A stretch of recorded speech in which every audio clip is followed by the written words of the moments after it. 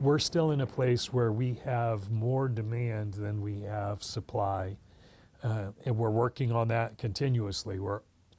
That was the message I received when I first came here, was that air service was important to our community and we want more. And so I've been working very hard with our partners, Chamber of Commerce, Visit Billings, Visit Southeast Montana, Big Sky Economic Development Corporation, to work together to increase the opportunities that we have. Jeff Roach has been in Billings for 2 years now as the Director of Aviation and Transit. In his time, he's seen quite the evolution at Billings Logan International Airport. We just finished up a 5-year, $60 million project to completely redo the air side of the terminal. That's from the passenger screening checkpoint out to the aircraft parked on the ramp.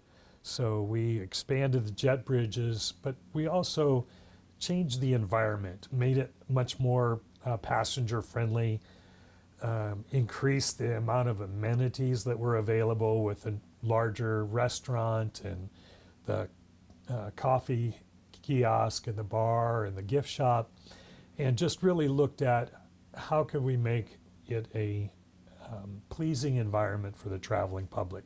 Remarkably, that $60 million included nearly zero debt service, thanks in part to the bipartisan infrastructure bill and local funding. It is absolutely gorgeous in here now, with actual room to spread out before your flight.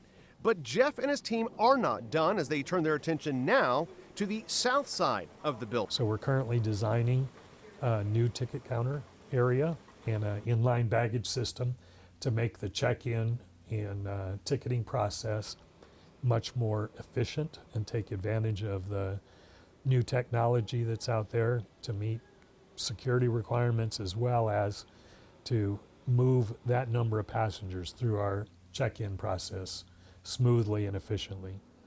Then we're going to take a look at the baggage claim end of the terminal. But how about outside? Okay, Christmas time, peak travel season. The airport exceeded its parking capacity by 270 vehicles. They need to expand, right? Well, there's not a lot of land to develop here, north, south, east, or west. The only real option is to build up. Well, there's a big problem when you have to build up. Parking structures are very expensive. Sioux Falls just completed one at $65,000 a space. Okay, so we take that $65,000 a parking space average, multiply that by the 300 parking spaces that the airport would need to accommodate during peak travel season, and you're looking at a price tag of $19.5 million.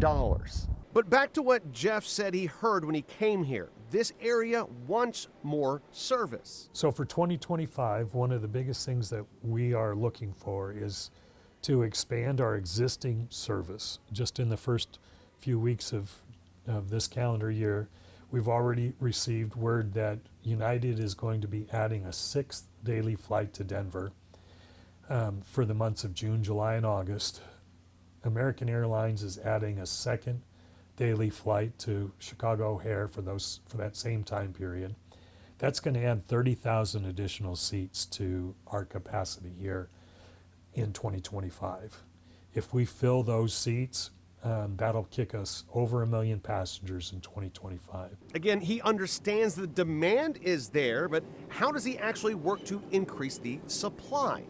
The airlines really make the decision on where they fly, when they fly, how much they charge for airfares. They make all of those decisions.